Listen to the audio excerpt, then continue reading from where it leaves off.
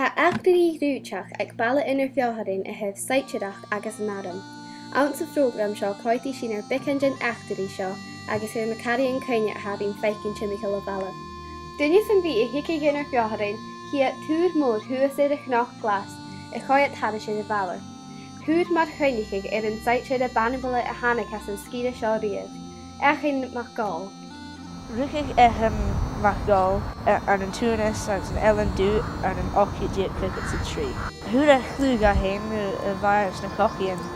Ísina Afgana is African.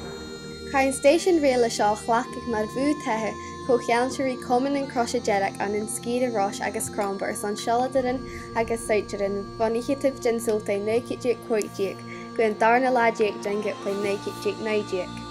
Cain tethe seo a thurscá na unchitrihiad sa céir míle ochchit séiscut sa céir saitead bhain station seo at sa bhaid a béamh ar son an trena a bheit ar fallah lá a bhain blád. As an táirgiúh canaiki hiad an station ná Inbhir Pheofharain a riist. Ban cara céine seo ar thorsaíochaí fó phláir seomraí an san Laing an an néicidiad fichas céir. Agus chaid chuir suas an cearnach na station ar an gheadhéacamh den gitplain néicidiad fichas coig. Ant sa phláir seo chail ceart sa 5,000 duine an bheithe ar tuamh Breachtain agus chailh 50,000 saitear ghearmachach. Ban bláir seo go macrútamach ar go raibh chéad bhláir an san tancichin ar a fachcaigh cála. I chéad duine as a réisiimiid I chaidh bharach be féir don benam ulimrás. Chaidh bharach nuair a bheith ar a ceann na ghlaisteannas ans na trenchichin. Nach bíonntach gur a rasach a bhaint sa chéad ar a chaidh bharach as ar a grás.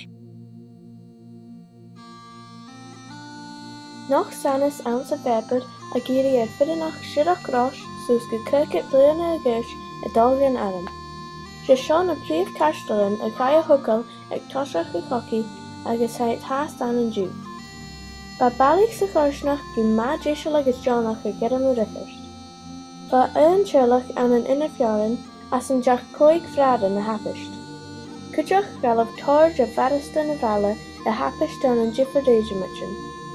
Cuimhneachain-chogaidh bar a bhfuil buí a choci go maith poliseach sé an scoil.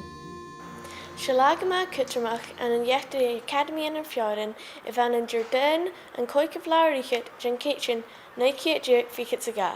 Fiscar an lá sin gheos go phrábhaiste bhaile bort chéinicí den luch an sa scoil.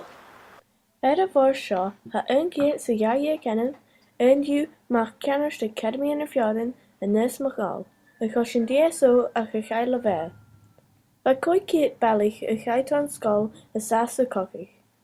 Ar a bhór seo hí sin inimin na fiúin nach de hiúil. Gach lá cosach tron bhaile hasin feicin an caimhneachain-chogaidh. Déchar tríoch sa hasin na stat a choiad ar na hanimin agus a coinigh ar na chaall na bailíoch agus ar na bhurnaí síne.